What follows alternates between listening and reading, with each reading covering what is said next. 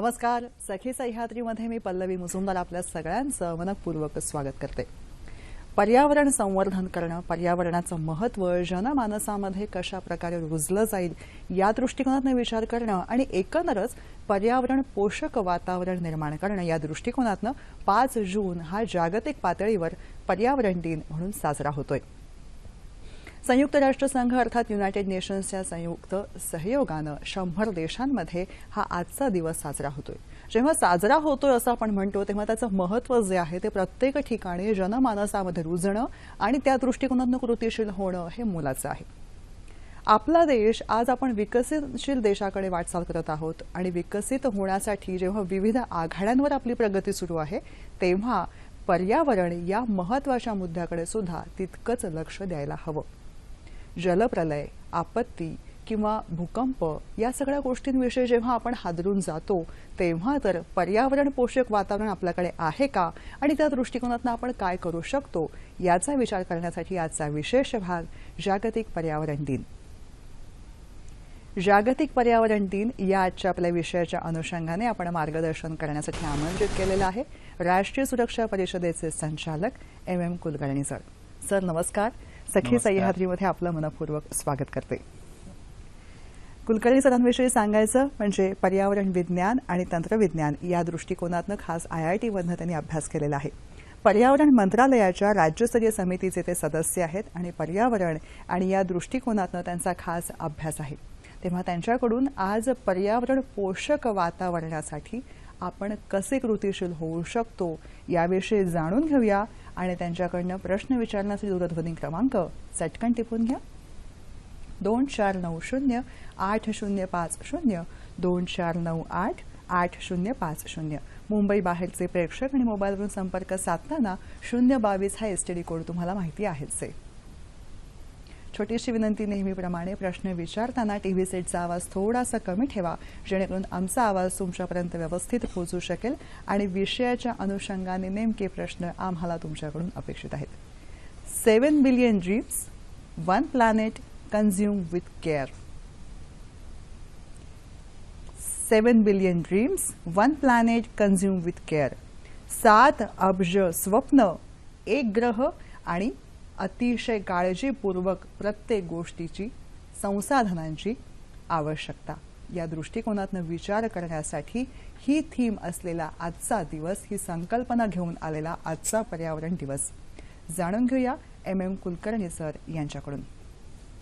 7 billion dreams, 1 planet, consume with care. काय सांगाल sir?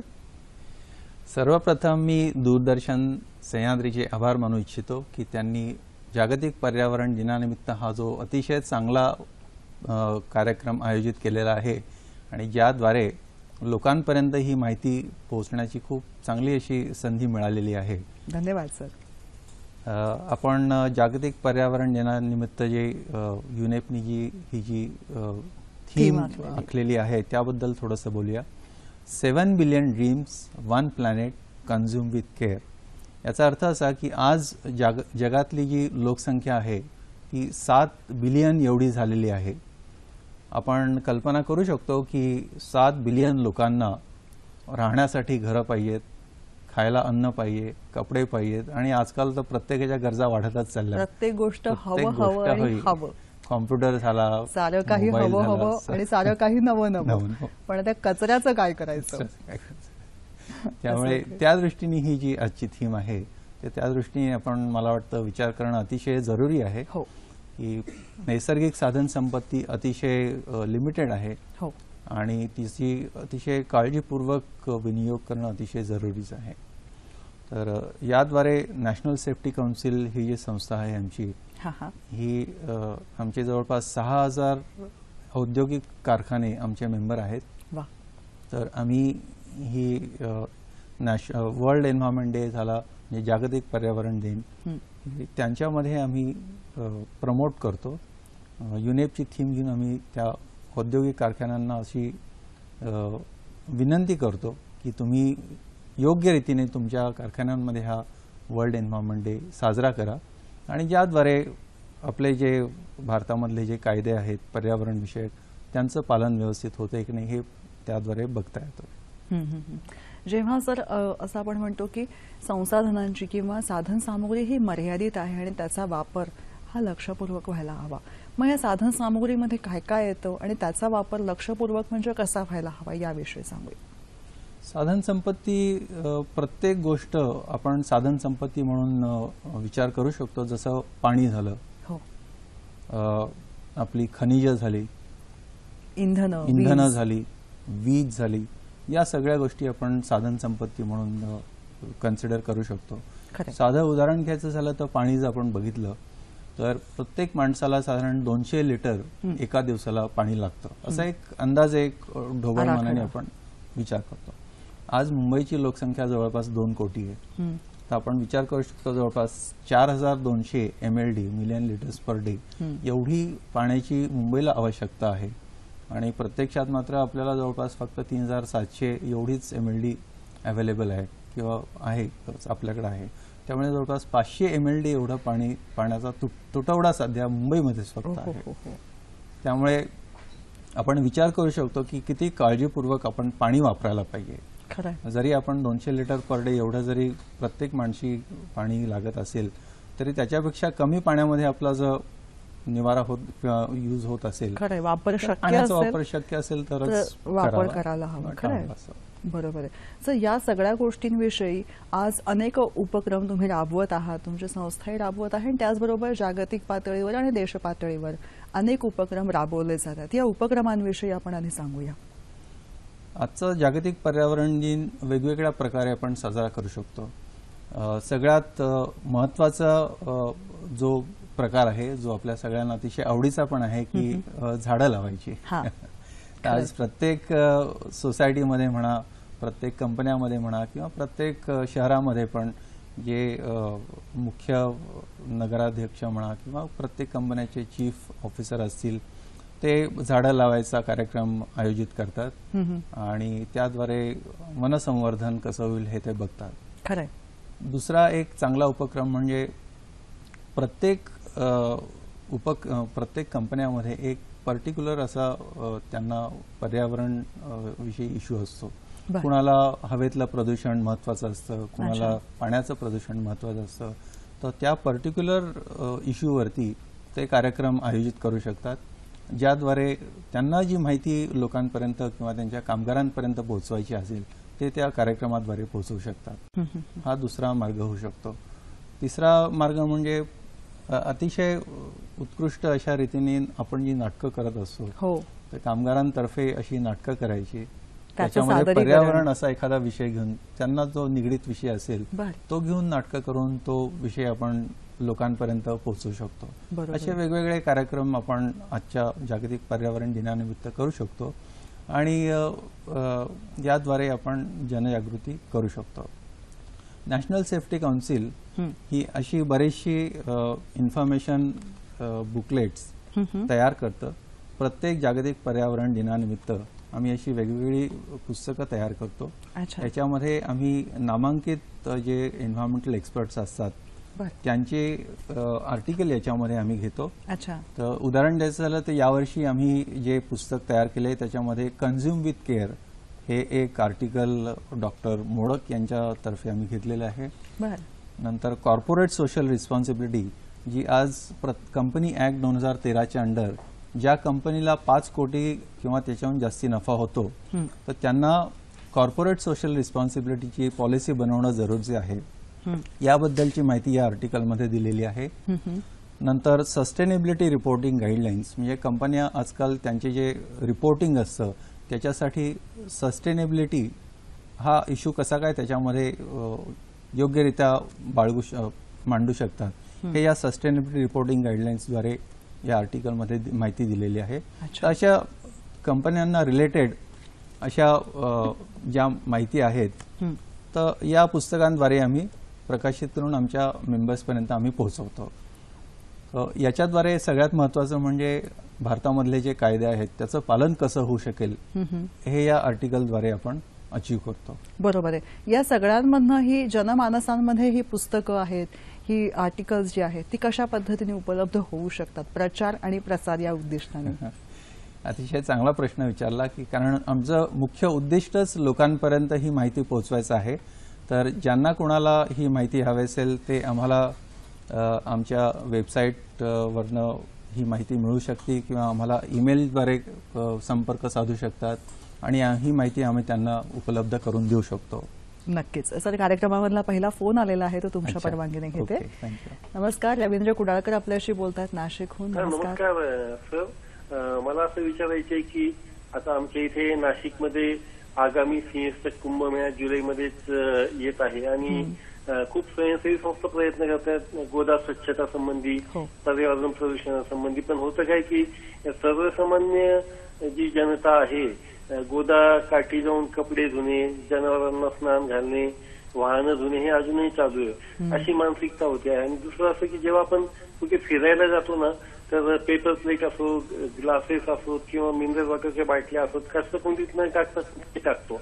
Even स्वतः प्रत्येकाने जर ते कॅरी केले कॅरी बॅगमध्ये लांब नेऊन कसं कोणती टाकले तर ते एक चांगलं गोष्ट होऊ शकेल असं मला वाटतं. आणि दुसरं एक असं की एक मी ऑब्झर्वेशन केले गाई म्हशींचे जे गोठे असतात ना तर गाई म्हशींचं शेण, विष्ठा आणि मलमूत्र यासंबंधी विल्हेवाट मालक व्यवस्थित लावत नाही, यातनं दुर्गंधी पसरते, माशा फासतात.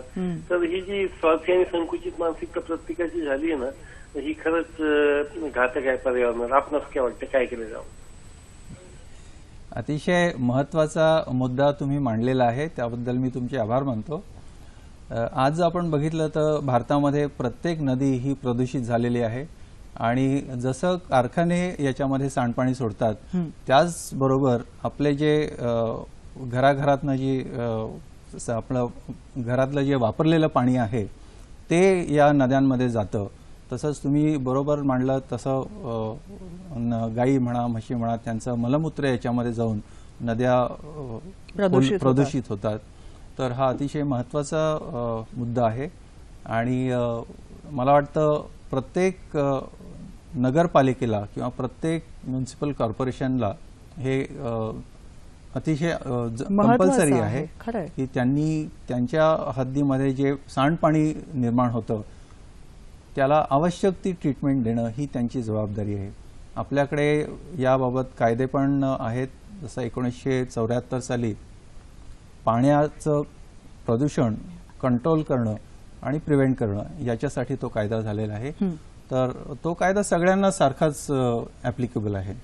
जसा कारखान्यांना आहे तसाच तो म्युनिसिपल कॉर्पोरेशनला पण ऍप्लिकेबल आहे.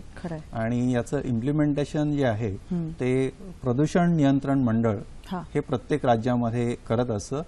तसं आपल्या इथे सुद्धा महाराष्ट्र प्रदूषण नियंत्रण मंडळ हे या कायद्याची अंमलबजावणी करतं. आणि या अनुषंगाने आणखीन माहिती हवी असेल तर राष्ट्रीय सुरक्षा परिषदेकडे संपर्क ही मंडळी साधू शकतात. हो, जरूर जरूर. आपण पुन्हा एकदा राष्ट्रीय सुरक्षा परिषदेचा वेबसाईट ऍड्रेस जो आहे तो दाखवूया. तो आहे wed@nsc.org.in. हा आहे ईमेल आयडी जिथं राष्ट्रीय सुरक्षा परिषदेकडे तुम्ही संपर्क साधलात तर पर्यावरण पूरक आणि पोषक वातावरणाविषयी माहिती मिळू शकेल.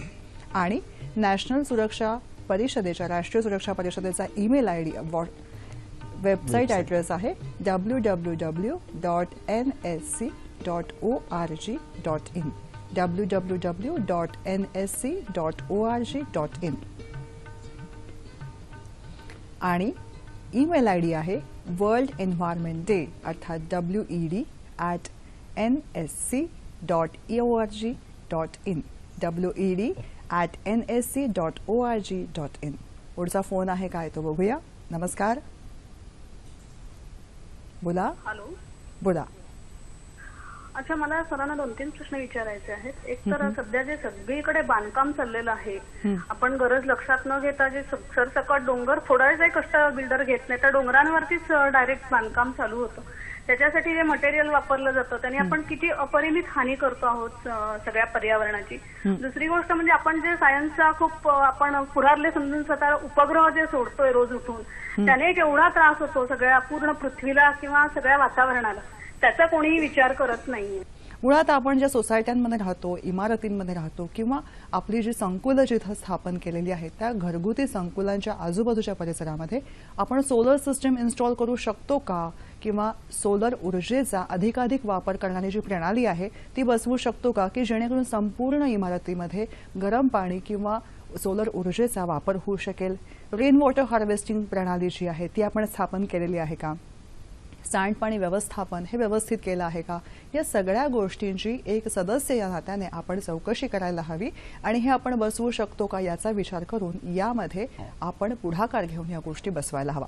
त्याचबरोबर घराघरामध्ये जेव्हा विचार करतो तेव्हा घरामध्ये जास्तीची असलेली घड्याळं किंवा न बंद पडलेली घड्याळं यांचं जे आहे त्यांची बॅटरी आपण विनाकारण वापर होत नाहीये ना याचा विचार करायला हवा.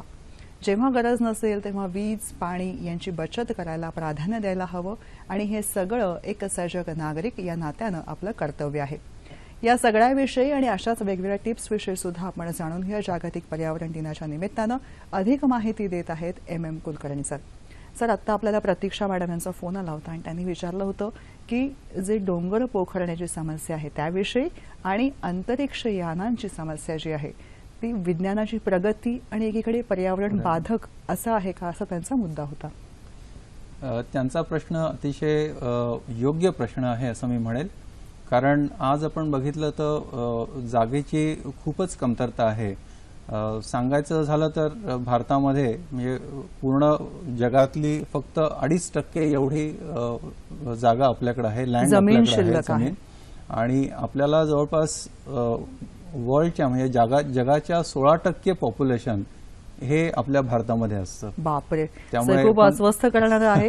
याविषयी जाणून घेते. एक फोन लांबचा आहे तो घेते आणि पुन्हा या दोन्ही मुद्द्यांकडे एकत्र वळते. सोनल यांचा फोन आहे. नमस्कार सोनल, बोला. हॅलो. हा सोनल. नमस्कार आपल्या दोघांनाही माझा. मी सोनल डोंगरे बोलते नागपूरवरून. हा हा, एक सुजाण नागरिक म्हणून पर्यावरणाचा समतोल राखण्यासाठी सर्वसामान्य व्यक्तींनी काय करायला हवं आणि काय करायला नको असा माझा प्रश्न आहे. धन्यवाद. धन्यवाद. यासाठीच हा कार्यक्रम आहे. तुम्ही 1 वाजल्यापासून हा कार्यक्रम बघत असालच. याचं पुनर्प्रक्षेपण आज रात्री 11:30 वाजता होईल. तेही तुम्ही नक्की बघा आणि तरुण पिढीला सुद्धा नक्की दाखवा जेणेकरून त्यांना अधिकाधिक माहिती मिळू शकेल. बरोबर सर? अगदी बरोबर. तुमचाही प्रश्न हा पर्यावरण खरं तर बघितलं तर प्रत्येकाच्याच अगदी जिव्हाळ्याचा प्रश्न आहे. त्यामुळे प्रत्येकालाच असे बरेचसे प्रश्न भेडसावत असतात आणि त्याचं कुठेतरी त्याचं व्यवस्थित निराकरण व्हायला पाहिजे. हे अगदी बरोबर आहे. तुमचा जो प्रश्न आहे की सुजाण नागरिकांनी आपल्या पर्यावरणाची कशी काळजी घ्यायला पाहिजे, तर एक गोष्ट तर आपण नक्कीच करू शकतो की आपण जसं या वर्षीची थीम आहे कन्झ्युम विथ केअर, तर आपल्याला ज्या गोष्टी लागतात त्या आपण किती काळजीपूर्वक आवश्यक तेवढंच कन्झ्युम केलं तर मला वाटतं आपण पर्यावरणाचं बरंच संवर्धन करू शकतो. उदाहरणार्थ सांगायचं झालं तर आज मुंबईमध्येच आपण जर बघितलं तर जवळपास 7,000 ते 8,000 टन एवढा कचरा रोज निर्माण होतो. मोठा आकडा आहे हा. मोठा घाबरवणारा आकडा आहे अगदी. आणि याची विल्हेवाट लावायला आपण जर बघितलं तर सध्या मुंबईमध्ये फक्त 3च डम्पिंग ग्राउंड आहेत, त्यातलं एक बंदच झालेलं आहे. तर म्हणजे जवळपास माणशी 500 ग्रॅम एवढा कचरा आपण निर्माण करतो. बर. तर ही विचार करण्यासारखी गोष्ट आहे की एवढा कचरा निर्माण कशामुळे होतो. अच्छा. हा कचरा निर्माणच जर झाला नाही तर त्याची विल्हेवाट लावायची आवश्यकताच राहणार नाही. आणि हा कचरा आणि शिवाय ई कचरा नावाचा प्रकार जो आहे तो अजून एक मोठ्या प्रमाणामध्ये आहे. इनफॅक्ट ई कचरा आपण अतिशय बरोबर मुद्दा मांडलेला आहे. आज आपण बघितलं मोबाईल्स झाले, टेलिव्हिजन झाले, फ्रीज झाले, इलेक्ट्रिकल इक्विपमेंट जेवढी आहेत आपण गॅजेट जी आहेत ती वापर झाल्यानंतर आपण काय करतो तर आपण फेकून देतो. पण त्याचा पर्यावरणावरती काय परिणाम होतो आपण कधीच विचार करत नाही. याच्यामध्ये वेगवेगळ्या प्रकारची घातक केमिकल असतात, घातक मेटल्स असतात, लेड म्हणा, मर्क्युरी म्हणा. हे पर्यावरणामध्ये गेलं की हे पाण्यामध्ये जाऊन मिसळतात. ग्राउंड वॉटर असेल किंवा सरफेस वॉटर असेल त्याच्यामध्ये जाऊन प्रदूषण होतं आणि त्याचे परिणाम आपल्याला भोगायला लागतात. त्यामुळे भारताने एक नवीन कायदा केलेला आहे ई वेस्ट मॅनेजमेंट रूल्स 2011 मध्ये. याच्यामध्ये या सगळ्या ई वेस्टचं, ई कचऱ्याचं वर्गीकरण केलं आहे आणि ते कचरा कशा योग्य रीतीने आपण विल्हेवाट लावायला पाहिजे याची माहिती या कायद्यामध्ये दिलेली आहे. याच्यामध्ये त्यांनी असं सांगितलंय की ई वेस्ट, ई कचरा जो प्रॉडक्ट बनवतो त्याला तो परत घेणं बंधनकारक आहे. म्हणजे असे निर्माते जे आहेत, उत्पादन निर्माते आहेत, त्यांनीच तो उत्पादन जे आहे ते परत घ्यायला हवे. उदाहरण विल्हेवाट लावायची व्यवस्था त्यांनी करणं जरुरी आहे आणि अशी वेगवेगळी कलेक्शन सेंटर्स नेमणं जरुरी आहे आणि तो कचरा मग परत जाऊन मग त्याची योग्य वृत्तीने विल्हेवाट लावणं जरुरी. म्हणजे सर अगदी सोपं उदाहरण म्हणजे असं की आपण सतत हल्ली मोबाईल दर 6 महिन्याने बदलणारी मानसिकता आपल्याकडे आहे. मग आधीचा 6 महिन्यापूर्वीचा जुना मोबाईल जो आहे त्याचं करायचं काय हा मोठा मुद्दा आहे. तर ते त्याच कंपनीला आपण परत द्यायचं आहे आणि त्याची विल्हेवाट योग्य प्रकारे लावणं हे त्या कंपनीचं आस्थापनाचं काम आहे. बरोबर आहे. पण त्याची अंमलबजावणी जी आहे ती प्रदूषण नियंत्रण मंडळ करणार आहे. त्यामुळे एखाद्या कंपनीने जर प्रोव्हाइड केलं नसेल एखादे सेंटर ते प्रदूषण नियंत्रण मंडळ यांनी ते त्यांच्याकडनं करून घेणं जरुरीचं आहे. ई स्पेस हा सुद्धा एक कचऱ्याचा मोठा भाग आहे. म्हणजे जेव्हा तुम्ही कचऱ्याचं वर्गीकरण म्हणता आहात तेव्हा ई स्पेस मुद्दा आला, ई कचरा आला किंवा घरामध्ये निर्माण होणारा किंवा ऑफिसेसमध्ये निर्माण होणारा कचरा त्याचं सुद्धा ओला आणि सुका कचऱ्याचं वर्गीकरण हे सुद्धा आपल्यापाशी आलेलं आहे. पण ह्यातली कुठलीही गोष्ट अंमलबजावणी करण्यामध्ये नागरिकांची म्हणावी तेवढा पुढाकार दिसत नाही. याबद्दलच आपण हा कार्यक्रम तुम्ही जो आयोजित केला आहे अतिशय चांगला केलेला आहे. कारण याद्वारे आपल्याला जनजागृती करायची आहे. लोकांना हे जर माहिती झालं की आपण जर घन कचरा व्यवस्थितरित्या ओला आणि सुका कचरा वेगळा केला नाही तर तो पर्यावरणामध्ये जाऊन त्याचे काय परिणाम होतात हे जर तुम्हाला कळालं तर मला वाटतं तुम्ही आपोआपच ओला कचरा आणि सुका कचरा वेगळा करून त्याची योग्य रीतीने विल्हेवाट कशी लावता येईल हे आपण योग्य रीतीने करू शकतो. अर्थात कचऱ्याची विल्हेवाट लावणं ही प्रत्येक म्युनिसिपल कॉर्पोरेशनची जबाबदारी आहे. पण त्यांना आपण मदत करणं ही आपली जबाबदारी आहे. त्यामुळे त्यांनी जर एखादी योजना केली तर त्याच्यामध्ये आपण पूर्णपणे सहभाग देऊन त्याच्यासाठी आपल्याला जे करायला लागेल ते आपण करणं भाग आहे. खरं आहे. पुढचा फोन घेते सर. नानासाहेब यांचा फोन आहे. नमस्कार. औरंगाबादहून फोन आहे. नमस्कार मॅडम. मी कुलकर्णी साहेबाला असं विचारू इच्छितो की ग्रामीण भागात जी वृक्षतोड होती तर तिथं पर्यावरण काही संकट धोका होईल का? बर, धन्यवाद. सर यांचा प्रश्न वृक्षतोडीचा आणि मगाशी प्रतीक्षा यांचा फोन होता तो प्रश्न होता तो म्हणजे डोंगर फोडीचा, डोंगर पोखरण्यात येतात त्याविषयी. या दोन्हीचं आपण संयुक्तिक उत्तर देऊया. पहिलं मला वाटतं आपण कन्स्ट्रक्शन तो जो मुद्दा त्यांनी मांडला होता डोंगर पोखरून घरं बांधायला लागलेत तर ही अतिशय दुर्दैवी गोष्ट आहे असं मी म्हणेन. कारण जरी प्रत्येकाला घर राहायला हवं असेल तरी डोंगर पोखरून हे करणं चुकीचं आहे. आपल्या भारतामध्ये कायदे आहेत ज्याच्यामध्ये कुठलंही कन्स्ट्रक्शन करायच्या आधी सरकारची परवानगी घेणं जरुरीच आहे आणि या गोष्टी आपण बघतो तर या गोष्टी नेहमी परवानगी न घेता केलेल्या असतात असंच आपल्याला आढळून येतं. आणि अशा 1-2 केसेसमध्ये महाराष्ट्रामध्ये तरी मी सांगेल की लोणावळ्यामध्येच आता एक केस झाली होती की जिथे एक हॉटेल अशी डोंगर पोखरून कन्स्ट्रक्शन चालू होतं तर ते थांबवण्यात आलेलं आहे. तर अशा रीतीने अशी जी अवैध बांधकामं होत असेल डोंगर पोखरून ते मला वाटतं सरकारच्या निदर्शनात आणून ती बंद करणं हे सगळ्यात चांगलं. पण कायदा आहे आणि सगळ्या कन्स्ट्रक्शनला परवानगी घेऊन ती कामं करणं जरुरी आहे. आणि वृक्षतोडीचा मुद्दा त्या अनुषंगाने वृक्षतोड तर मला वाटतं खूपच गहन प्रश्न सध्या आपल्याला सगळ्यांना भेडसावतोय. उदाहरण द्यायचं झालं तर आपल्याला जर वृक्षतोड बऱ्याचशा कारणासाठी करतात. एक तर आपल्याला पेपर हवा असतो त्याच्यासाठी करतात किंवा आपल्याला घरं बांधायची असेल त्याच्यासाठी करतात. रस्ता रुंदीकरणासाठी वृक्षतोड करतात. पण त्याचे पर्यावरणावरती अतिशय वाईट परिणाम होतात. आपण जसं बघतोय तसं ग्लोबल वॉर्मिंग, क्लायमेट चेंज तर हे सगळे जे परिणाम आहेत हे बहुतेक ठिकाणी वृक्षतोडीमुळे होतात. कारण वृक्षतोड केली की तिथली म्हणजे पर्यावरणाचा जो समतोल असतो तो कमी होतो आणि मग हे सगळे परिणाम आपल्याला एक एक दिसायला लागतात. काही टिप्स सुद्धा आपण या भागामध्ये जाणून घेत आहोत. त्यांचा विचार करताना आपण सगळीकडे ऐकत असतो आणि सगळीकडे वाचतही असतो. मग अंमलात आणायला काय हरकत आहे? ती गोष्ट म्हणजे अशी की आपण वर्षभर ज्या वेगवेगळी फळं खात असतो त्या फळांच्या बिया ज्या आहेत त्या धुवून उन्हामध्ये वाळवल्या आणि पुन्हा जवळपासच्या सोसायटीमध्ये, इमारतीच्या आवारामध्ये आणि जर शक्य असेल तर जवळच्या बागेमध्ये त्या बिया जर नुसत्या जरी भिरकावल्या तरी त्यातून खूप छान रोपं येऊ शकतात आणि भविष्य काळामध्ये ही झाडं येऊ शकतात. आपण सगळे सण साजरे करतो. हे सण साजरे करताना सुद्धा वटपौर्णिमेला वडाची, दसऱ्याला कांचनशमी याची किंवा महाशिवरात्रीला बेलाची, औदुंबराची ही ऑक्सिजन देणारी झाडं जी आहेत ती आपण लावली, त्यांचं संवर्धन केलं तर काय हरकत आहे. पानं तोडायची, फांद्या तोडायच्या आणि त्याचं पूजन करणं यापेक्षा वृक्ष लावून वृक्ष झाड जी आहे ते रोपण करून त्या दृष्टिकोनातनं आपण पूजा करू शकतो का याचा विचार नक्की व्हायला हवा.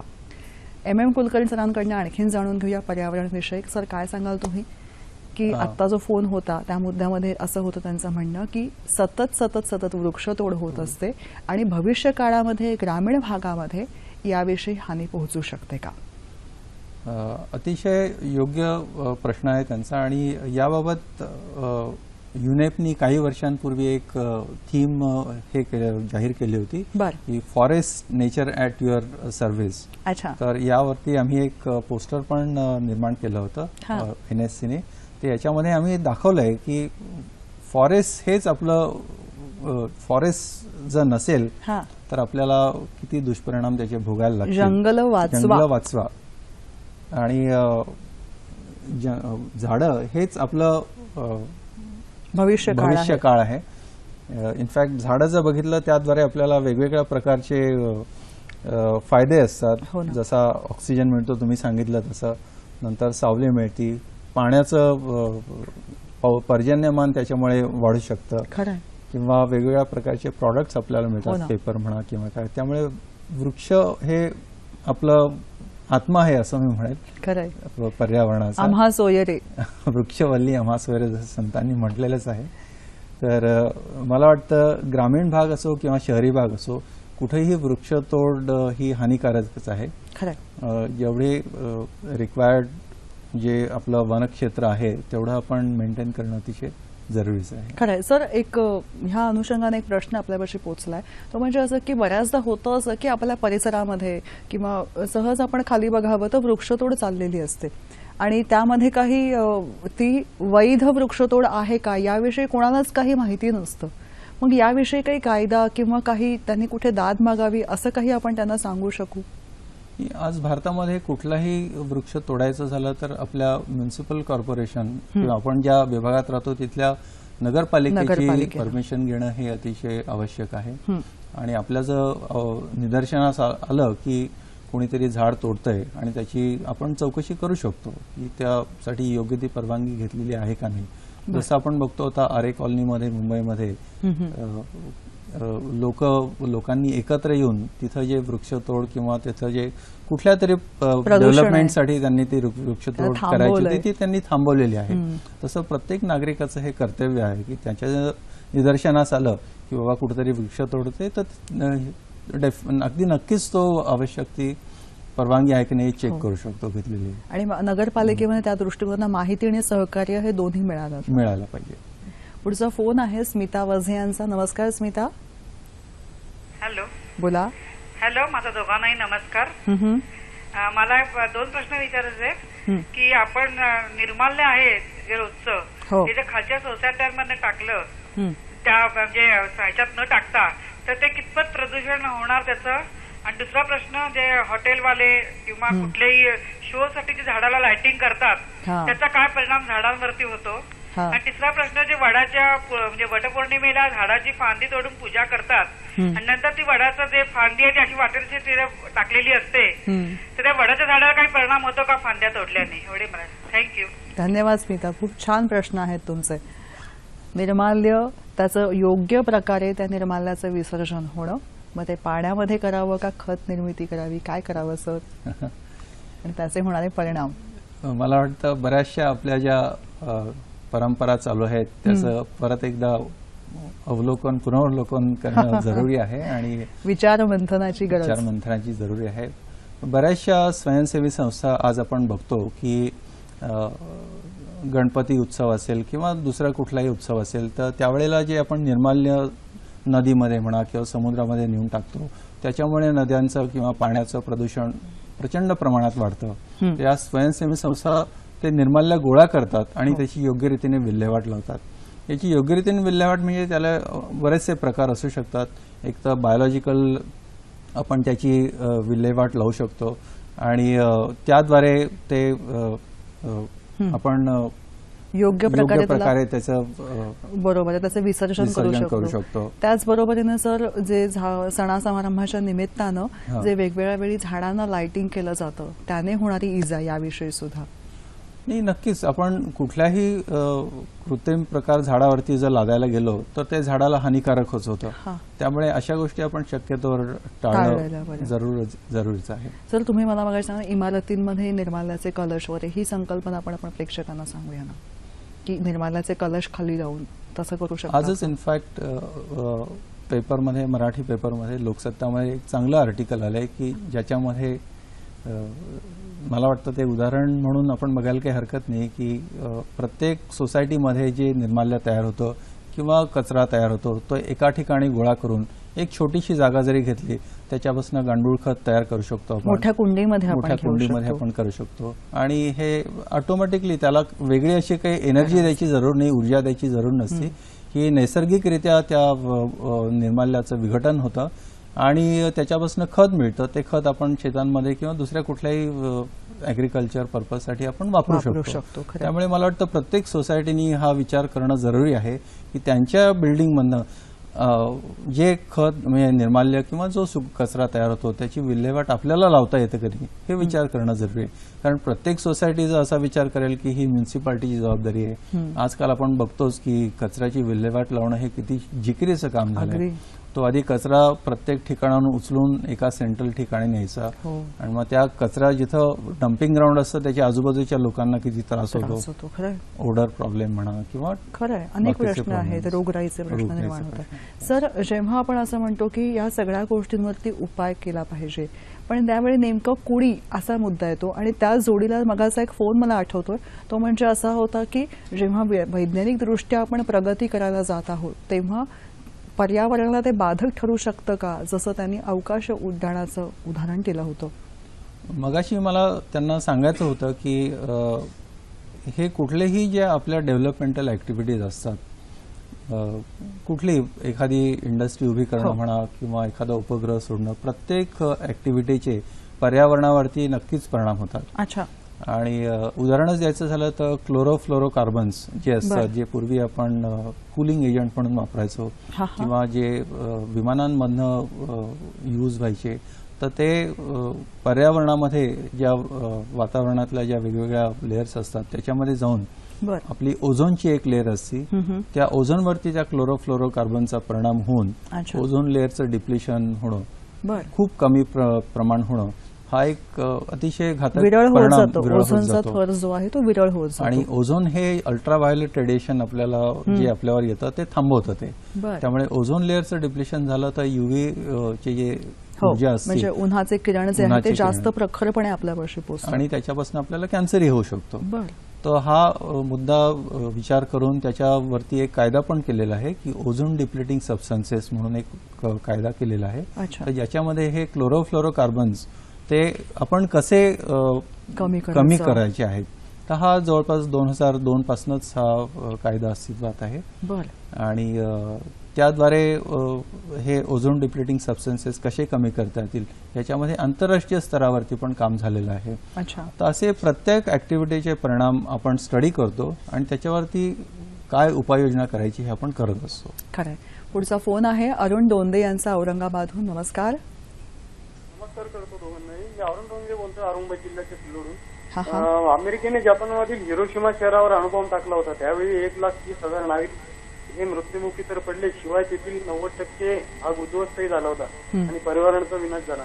काही दिवसांनी नागरिकांवर टाकला. या घटनांना अर्धशतक उलटूनही त्या अणुस्फोटाचे दुष्परिणाम आजही तेथील नागरिकांना भोगावे लागत आहे.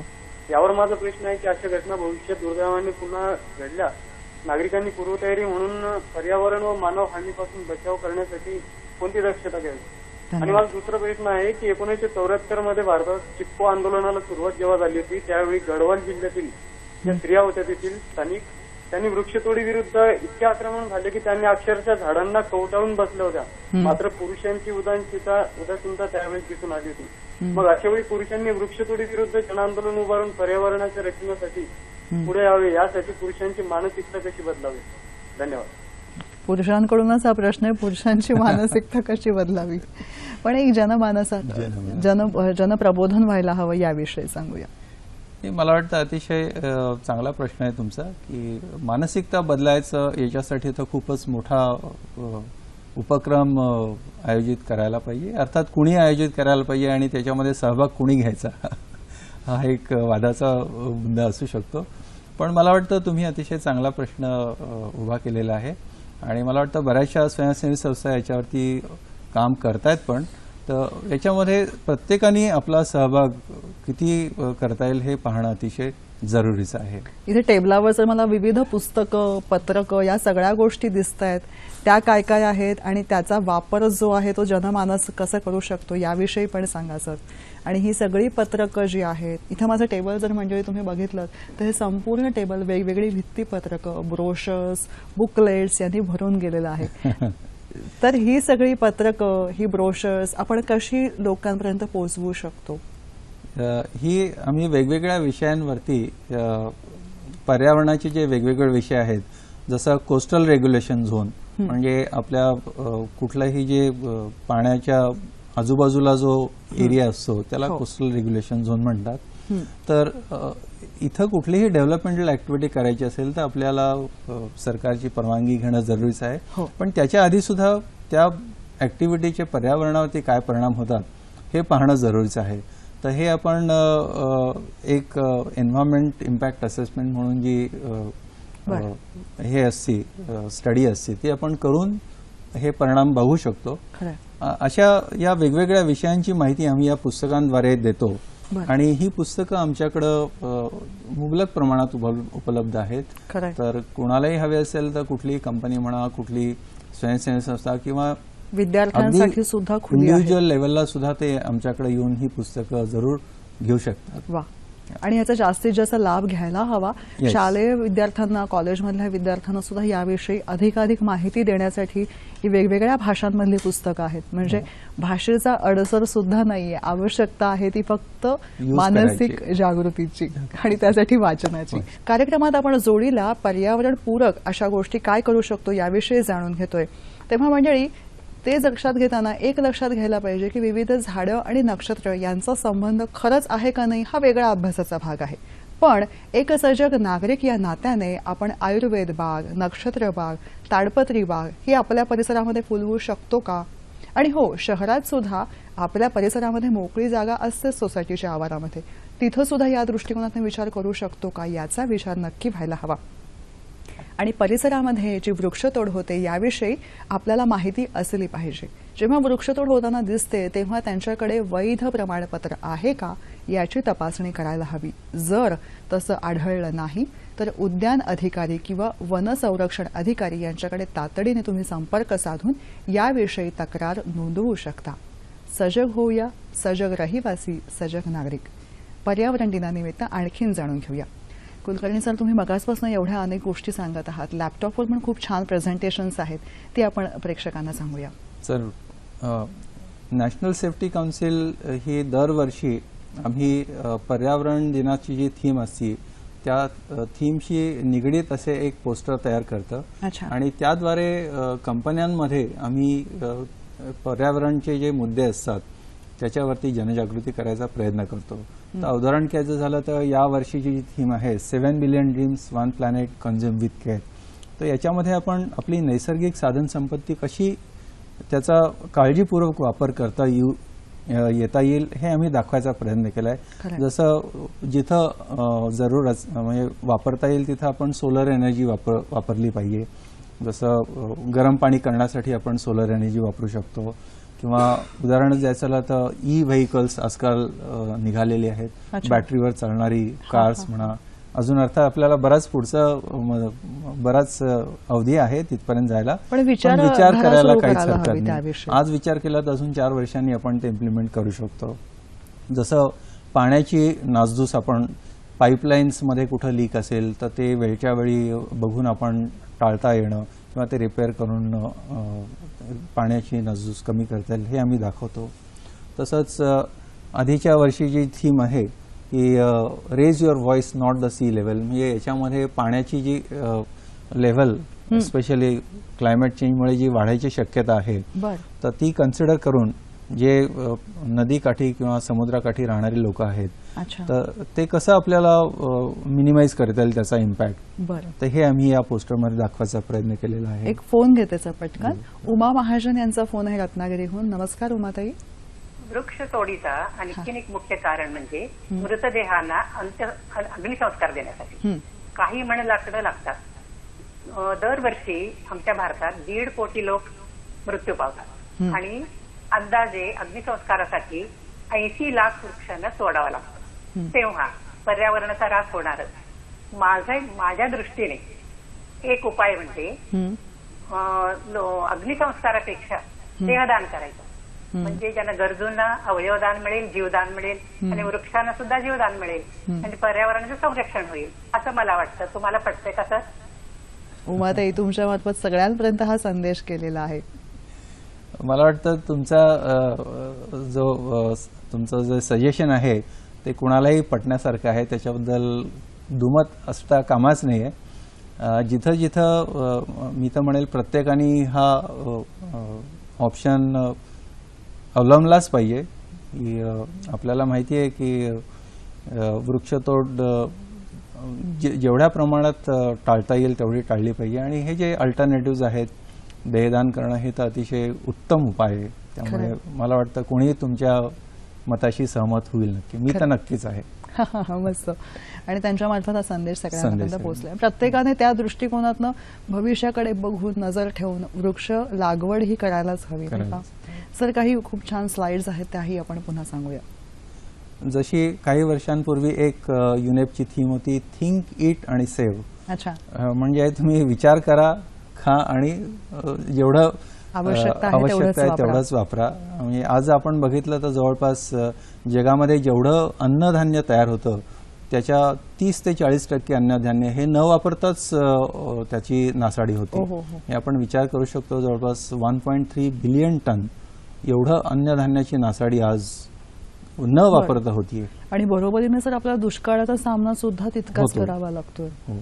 याला बरीचशी कारणं आहेत. एक तर म्हणजे त्या अन्नधान्याची देखभाल होत नाही, त्याचा व्यवस्थित साठा होत नाही किंवा आवश्यकतेपेक्षा जास्त कन्झम्पशन होतं आणि ते वेस्टेजमध्ये निर्माण होतं. ही बरीचशी कारणं आहेत.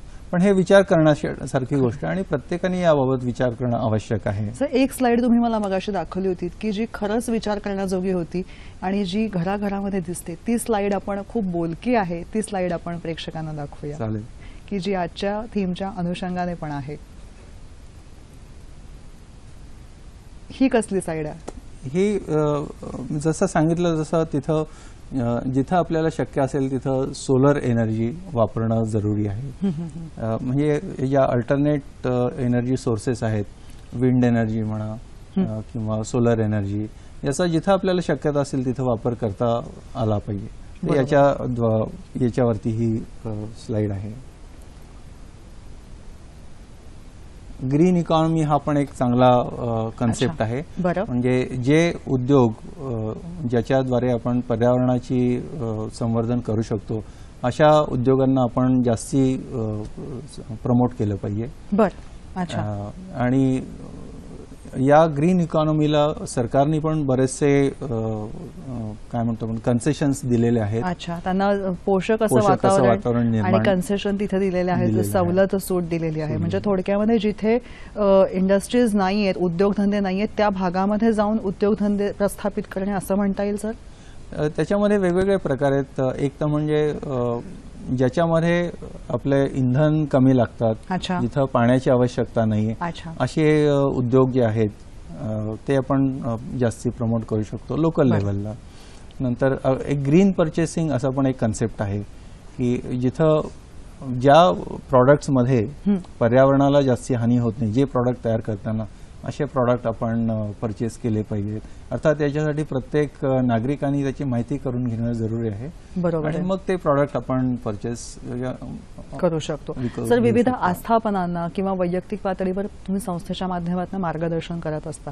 आस्थापनांनी म्हणजे इंडस्ट्रीजनी जेव्हा आपल्या इथे पर्यावरण पूरक वातावरण निर्माण करायचं आहे तेव्हा त्यांनी नेमकं काय करायला हवं त्याविषयी? प्रत्येक आस्थापनांनी काही गोष्टी तर पाळणं अतिशय आवश्यक आहे. पहिली गोष्ट म्हणजे भारतामध्ये जे कायदे आहेत त्या पर्यावरण विषयक त्या सगळ्या कायद्यांचं पालन करणं अतिशय जरुरीचं आहे. दुसरी गोष्ट म्हणजे प्रत्येक कामगाराला, प्रत्येक जो माणूस त्या कंपनीमध्ये आस्थापनामध्ये काम करतो त्याला पर्यावरण विषयक माहिती देणं जरुरी आहे. आजचा जसा जागतिक पर्यावरण दिन आहे, या दिनाचं औचित्य साधून त्यांनी असे कार्यक्रम त्या कंपन्यांमध्ये आयोजित करायला पाहिजेत की पर्यावरण विषयक मुद्दे जे आहेत त्या आस्थापनाशी निगडीत. म्हणजे उदाहरण द्यायचं झालं तर एखादी कंपनी पाणी खूप वापरते तर त्यांना पाण्याशी पाण्याचं जे प्रदूषण आहे त्या निगडीत जनजागृती करायची असेल त्यांच्या कामगारांमध्ये, ती माहिती त्यांनी देणं जरुरी आहे. पाणी प्रदूषित होणार नाही याविषयी काळजी घ्यायला, ट्रीटमेंट कसं करता येईल तर हे, आणि व्यवस्थित ट्रीटमेंट होतीये का नाही. प्रत्येक कंपन्यामध्ये मिनिमम 33% एवढी ओपन स्पेसच्या जागा जी असती तिथं त्यांनी झाडं लावणं कंपल्सरी आहे. तर ती झाडं ते लावतायत का नाही हे बघणं जरुरीचं आहे. असे वेगवेगळ्या उपक्रमांद्वारे पर्यावरणासाठी जे आस्थापनांनी करायला पाहिजे ते करणं क्रमप्राप्त आहे मला वाटतं. बरोबर आहे. याविषयी विचार करताना पर्यटन स्थळांना आपण जेव्हा भेट देतो तेव्हा ही काही आपली जागा नाही, तेव्हा आपण नासधूस करायला मोकळे आहोत असा एक पर्यटकांचा अतिशय आक्षेपार्ह दृष्टिकोन स्थानिकांकडून दिसतो आणि स्थानिकांकडून त्यांना वारंवार आवाज उठवला जातो. आता सध्या सुट्ट्या खरं म्हणजे संपत आलेल्या आहेत, पण सुट्ट्या उपभोगून आल्यानंतर आपण खरंच दुसऱ्याच्या घरी गेल्यानंतर दक्षपणे वागलेलो आहोत का याचा विचार कसा करावा सर त्याविषयी. पर्यटन स्थळ आणि तिथलं पर्यावरण पूरक वातावरण. अगदी खरं आहे. आपण याबाबत एक तुम्हाला मी थोडं स्टॅटिस्टिक्स देऊ इच्छितो. अवश्य. की आज जे आपण पाण्याच्या बाटल्या, मिनरल वॉटर, बॉटल वॉटर जे म्हणतो त्याचा उपयोग एवढा वाढलेला आहे की आज जगभर जर आपण बघितलं तर 28 बिलियन लिटर्स एवढं पाणी या बॉटल वॉटरद्वारे लोक यूज करतात. आणि त्याच्यासाठी तेवढ्याच किंबहुना थोड्या जास्ती प्लास्टिकच्या बाटल्या आपण निर्माण करतो. हे 28 बिलियन लिटर्स, आणि याच्यातल्या जवळपास 90% बाटल्या या डिस्पोज केल्या जातात लँडफिलद्वारे, ज्या आपण वातावरणामध्ये पर्यावरणामध्ये पडलेल्या बघतो प्रदूषित. आणि या बाटल्यांचं नैसर्गिकरित्या विघटन होणं अतिशय वेळ लागतो. त्याला एक बाटली साधी नैसर्गिकरित्या विघटन करायचं त्याला बरीचशी वर्ष लागू शकतात. त्यामुळे याचं विल्हेवाट लावणं पण अतिशय गरजेचं आहे. वेळ संपत आलेली आहे, पण ज्येष्ठ, युवा आणि सामान्य नागरिक या सगळ्यांना तुम्ही काय सांगू इच्छिता?